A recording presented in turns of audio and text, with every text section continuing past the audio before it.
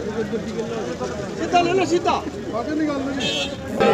लाल बड़ोली का जो प्रदेश अध्यक्ष किए गए हैं, राई से विधायक भी है और आप लिख सकते हैं स्वागत हो रहा है करनाल की करण कमल में मोहन लाल बड़ोली का ब्राह्मण शहर। देश की जिम्मेवारी मिलने के बाद आज तीसरा दिन है और पहली बार आपके बीच में सभी पत्रकार साथियों से रूबरू मैं हो रहा हूं और भारतीय जनता पार्टी का ये कार्यालय और इसमें उपस्थित हमारे जिला के अध्यक्ष भाई योगेंद्र राणा जी और हमारे लोकप्रिय विधायक रामकुमार कश्यप जी और तमाम भारतीय जनता पार्टी के हमारे सभी पदाधिकारी, और मैं आप सबसे निवेदन प्रार्थना के साथ अपनी बात को शुरू करूं। आज जिस प्रकार से भारतीय जनता पार्टी को लगातार हरियाणा प्रदेश में लगभग 9.5 वर्ष से ऊपर का समय हो गया और जिस प्रकार का साफ सुथरा शासन प्रशासन दिया है और जिस प्रकार से आज भारतीय जनता पार्टी के लाखों कार्यकर्ता सेवा ही संगठन के मूल मंत्र को लेके सरकार की जन कल्याण की नीतियाँ, गरीब कल्याण की नीतियाँ गरीब के घर तक पहुँचे, इस प्रकार से काम करने में लगे हैं। और आज उसी प्रकार की एक बैठक मंडल प्रवास योजना, जो किसी को सरकारी लाभ नहीं मिला उसको भी दिलवाने का काम करेंगे, जिसको सरकार की जन कल्याण की नीतियों का जानकारी नहीं है उसको भी हम देने का काम करेंगे, क्योंकि सरकारी स्तर पर भी जन कल्याण की नीतियों को प्रचार और प्रसार सरकार के माध्यम से होता है। और भारतीय जनता पार्टी का कार्यकर्ता एक सेवक की तरह समाज की सेवा का भाव लेके हम घर घर जाएंगे, हर वोटर तक जाएंगे और भारतीय जनता पार्टी की नीति को, भारतीय जनता पार्टी के विचार को और सरकार की जन कल्याणकारी नीतियों का हम लाभ गरीब आदमी को मिले, इस प्रयास में लगेंगे। और आप सबको पता है कि बहुत जल्दी हरियाणा प्रदेश में विधानसभा के चुनाव है। हरियाणा प्रदेश में तीसरी बार भारतीय जनता पार्टी की स्पष्ट बहुमत की सरकार बने और मैं जनता से निवेदन करूंगा कि जिस प्रकार से पीछे हमने 4.5 वर्ष तक गठबंधन के साथ सरकार चलाने का जो हमारा अनुभव रहा है, हम इस प्रयास में लगेंगे हरियाणा प्रदेश की जनता स्पष्ट बहुमत की सरकार नायब सिंह सैनी जी के नेतृत्व में बना के हरियाणा प्रदेश में तीसरी बार भारतीय जनता पार्टी की सरकार को आशीर्वाद दें, इसी काम में हम लगे।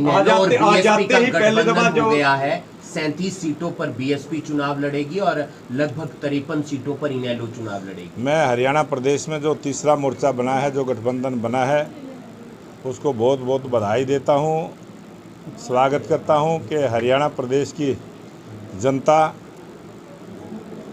उनको किस प्रकार का प्यार आशीर्वाद देगी जब वो जनता के बीच में जाएंगे, जनता से मिलेंगे।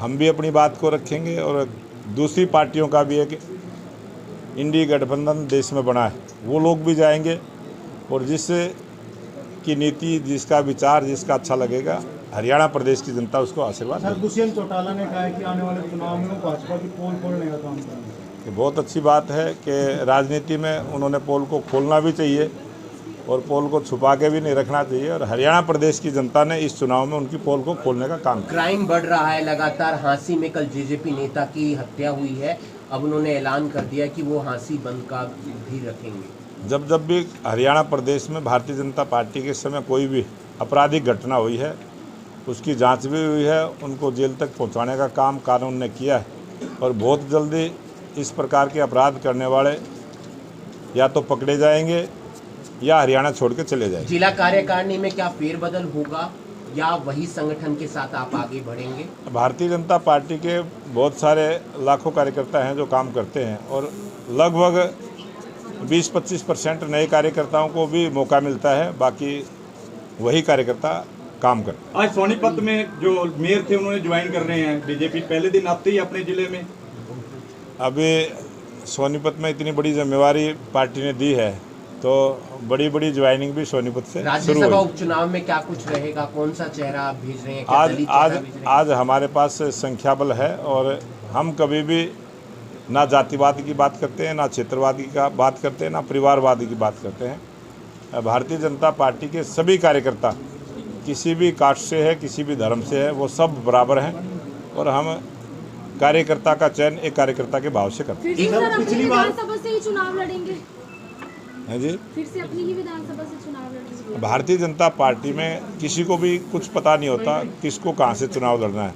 जो संगठन तय करेगा वहीं से हम चुनाव लड़ेंगे। राव इंद्रजीत ही नाराज चल रहे हो, कई कह रहे हैं नीट का जब पेपर कैंसिल ना होगा तो छात्रों के साथ कहीं ना कहीं बेईमानी होगी।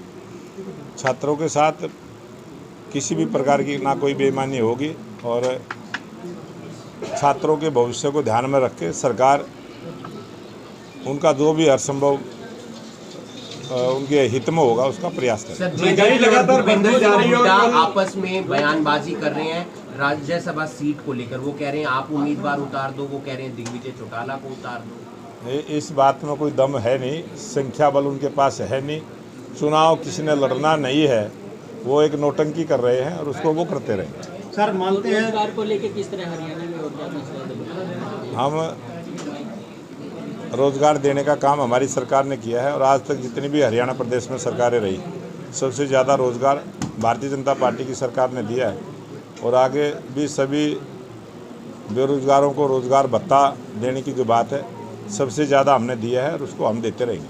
सर सरपंचों को खुश जरूर किया गया लेकिन अभी भी एक एसोसिएशन है जो विरोध में है। कुछ लोग जो है वो विरोध के लिए विरोध करते हैं और वो एक लोकतंत्र में, राजनीति में इस प्रकार का चलता है। टमाटर 80 के आसपास पहुंच गए हैं, महंगाई बढ़ रही है। महंगाई कहीं भी नहीं है और महंगाई की मार गरीब पर ना पड़े इस प्रकार की नीति हमारी